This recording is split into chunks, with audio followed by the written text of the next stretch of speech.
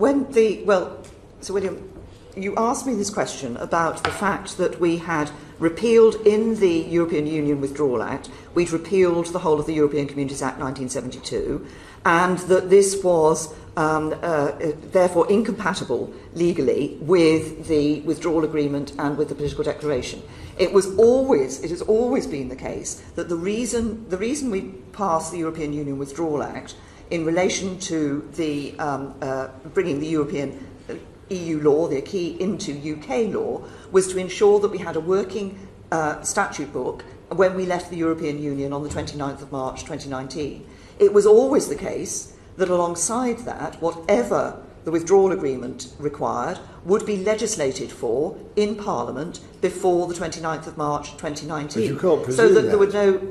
there would be no incompatibility with these two. Well, it is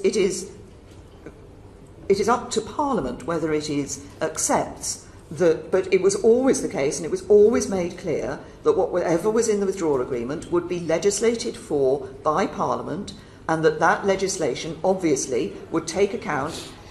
as it would in the implementation period, of the necessity of making